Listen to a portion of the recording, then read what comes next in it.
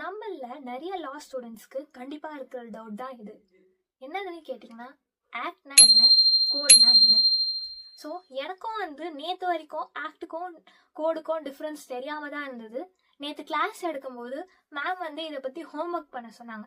So அப்படி பண்ணும்போது தான் எனக்குமே இதுக்கான டிஃப்ரென்ஸ் தெரிய வந்தது. ஸோ நம்ம ஃபர்ஸ்ட் ஆக்ட்னா என்ன நம்ம இப்போ பார்க்கலாம். ஆக்ட்னா என்ன அப்படின்னு பார்த்தீங்கன்னா, ஆக்ட் ஃபர்ஸ்ட் இனிஷியல் ஸ்டேஜ், அது அதோட ஸ்டார்டிங் ஸ்டேஜ் என்னவா இருக்கும்னு பார்த்தீங்கன்னா பில்லா இருக்கும். அந்த bill 2 houses of the parliament approve வாங்கிட்டு பிரசிடென்ட் கிட்ட அசென்ட் வாங்கிடுச்சுன்னா எல்லாமே கரெக்டா இருக்கு அப்படின்னு ஒரு டிக் மார்க் அசென்ட் வாங்கிடுச்சுன்னா அது ஆக்டா மாறிடும். அதுவும் லாக்கு கீழே வரும்.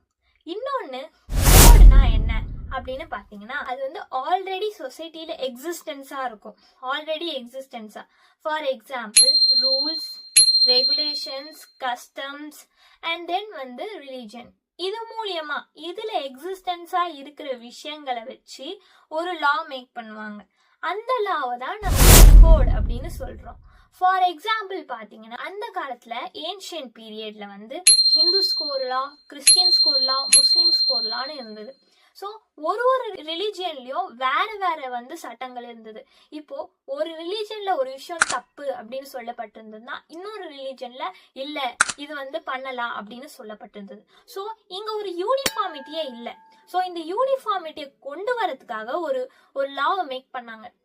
ஸோ எல்லாத்தையும் ஒன்னா சேர்த்து ஒரு லா மேக் பண்ணாங்க. அந்த லா தான் என்னன்னு பாத்தீங்கன்னா நம்ம கோட் அப்படின்னு சொல்றோம். ஆல்ரெடி எக்ஸிஸ்ட் ஆன ஒரு விஷயத்துல இருந்து ஒரு லா மேக் பண்றது தான் நம்ம கோட்னு சொல்றோம்.